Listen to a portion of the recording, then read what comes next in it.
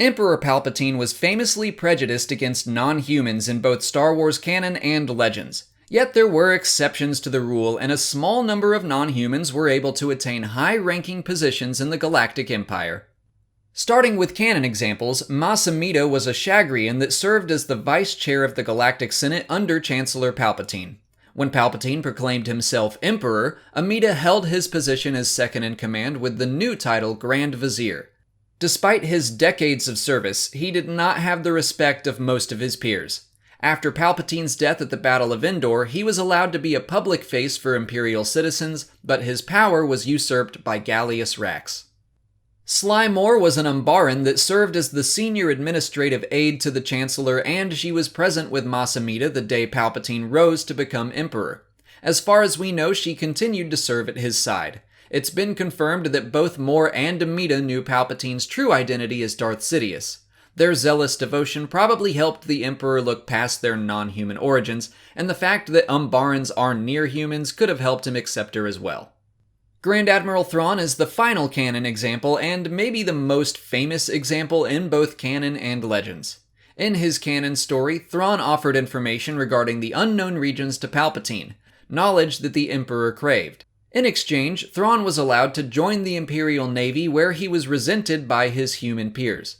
Despite being treated unfairly, Thrawn's tactical mind was so brilliant that he rose to the rank of Grand Admiral, and he earned the respect of even the Emperor. His legend story is much the same, except the information he provided Palpatine was more specific, as it involved the Yuuzhan Vong and their future invasion. Moving on to completely Legends characters, Bertroff Hissa was a near-human that rose to become a Grand Moff. He was a half-breed born to a Sephi mother and a human father. He was conscripted into Imperial service and impressed one Commander Panaka, the same Panaka from Naboo, who became his mentor. Hissa faced crushing prejudice, but Panaka supported him. By the time of the Battle of Endor, he had risen to the rank of Grand Moff. Hissa supported Trioculus in the following power struggle, but both were killed.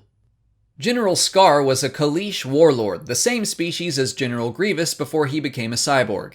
He was originally a fighter against the Empire until he was defeated by none other than Captain Thrawn.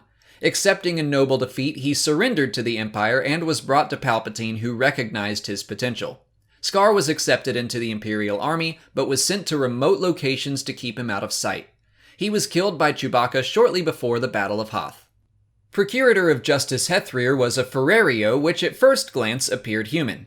They were able to see ultraviolet light, could heal faster, and had gold skin that would turn silver when under stress. He had powers in the dark side and was handpicked by Darth Vader to receive Dark Jedi training. He excelled and was granted the rank Procurator of Justice, the head of the entire Imperial justice system. After the Emperor's death, he led the Empire Reborn insurgency, but was killed by a being known as the Waru, which Hethreer was attempting to use in his own plots. Fleet Admiral Krieg was a Zabrak Imperial that was stationed on Kashyyyk during the Galactic Civil War. Little else is known about him. But finally, I wanted to talk about Trioculus again. He was technically a human, but was considered a mutant with his third eye, and was the result of secret experiments exploring the essence of life itself. He briefly held the title of Emperor after Palpatine's death, but was assassinated. Again, he's technically human, but I also think he would have endured some prejudice for his mutation.